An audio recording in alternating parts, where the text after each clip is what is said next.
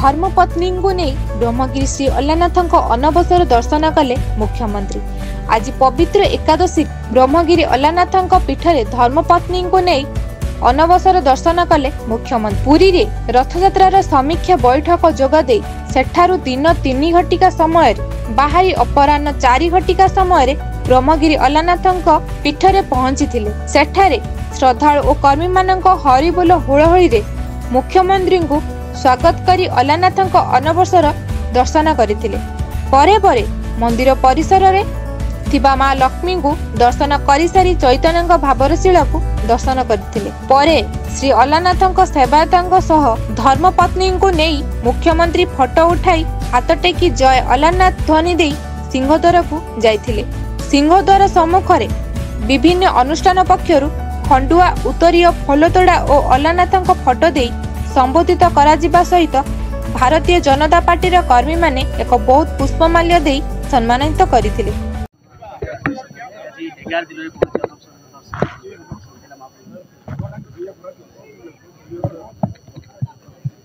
आज पुरी रथयात्रा पाई पुरी रे एक सुरक्षा संबंधी सरकारंकर उच्चस्तरीय बैठक आज अनुष्ठित होता एवं से मुख्यमंत्री अध्यक्षता करती।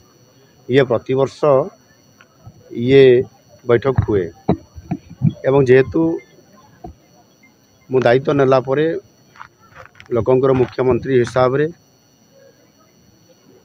बैठक आज है एवं ये अवसर रे जेहेतु अल्लानाथ महाप्रभु को दर्शन करिवार अभिलाष भी थिला एवं मु आगुरु 2-3 वर्ष पूर्वर मध्य आम विधायक मान सहित आसिक थे आम दर्शन भी करूँ। आमर स्थानीय विधायक उपासना महापात्र आमर समस्त नेतृवृंद भी एठी कार्यक्रम को आसवाई भी अनुरोध करते। तेणु निश्चित भाव में ये गोटे मो अपूर्व परम सौभाग्य प्रभु अल्लानाथंकर दर्शन करवा। तेणु निश्चित भाव में आज से प्रभु काम जेहेतु आम आसीलु प्रभु को अल्लानाथ दर्शन करने अभिप्राय आज आमर पूरण होती। निश्चित भाव में रथयात्रा केमती बहुत भलरे हेबो समस्तंकर किबड़ी भाव में बहुत सुखरे एवं भलरे समस्ते रहिबे सुरक्षार सहित रहिबे। आउ आज एठी प्रभु एठी टाणी आनिछंती तांकर दर्शन भी बहुत भलरे हैला।